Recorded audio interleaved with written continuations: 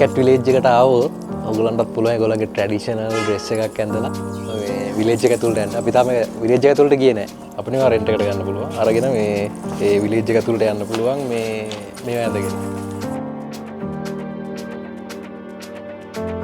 මෙතනින් තමයි කැට් විලේජ් එකට යන එන්ට්‍රන්ස් එක තියෙන්නේ. ටිකට් ගන්න තියෙන්නේත් මෙතනින්ම තමයි. එක්කෙනෙක්ට වෙන්නේ වියට්නාමී සෙක් ලක්ෂ 50,000.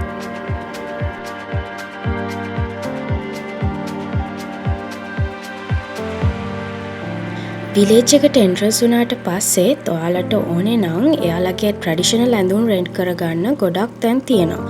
ඒ වගේම ඔයාලට සුවනියර්ස් එක කෑම ජාති වගේම රෙස්ටුරන්ට්ස් හිටුනුත් තියෙනවා.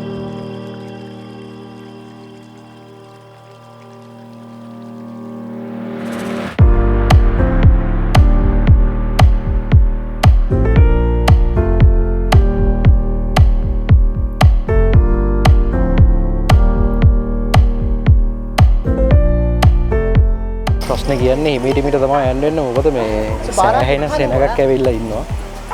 මේ ෆොටෝස් වීඩියෝස් ටිකක් ගහ ගන්න අමාරු තත්ත්වයක් තියෙනවා. මොකද මාර සෙනගක් ඉන්නේ. මින්නත් අර දැන් පල්ලෙහා මෙතනින් විලේජ් එක පේනවා. මම ඔයගොල්ලන්ට පෙන්නන්නම්.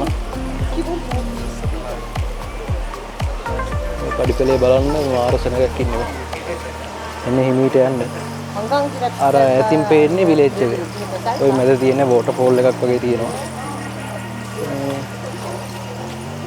ඔය විලේජ් එක තුලම දැන් අපිට යන්න තියෙනවා.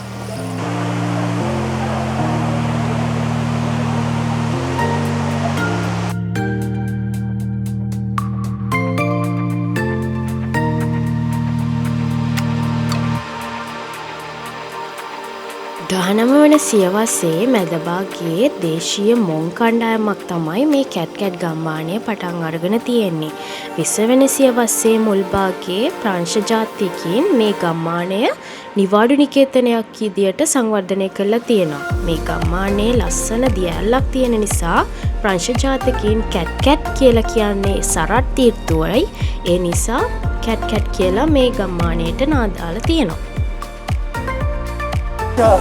කැට් විලේජ් එකට ආවට පස්සේ ඔයගොල්ලන්ට බලා ගන්න පුළුවන් ඒගොල්ලන්ගේ ට්‍රැඩිෂනල් ඩාන්ස් තියෙනවා, ට්‍රැඩිෂනල් ඇඳුම් ඇඳලා ඒගොල්ලන්ගේ එක ඔය ක්‍රීඩා වර්ග ඒ වගේ දේවල් ගොඩක් මේගොල්ලෝ මෙතන කරනවා.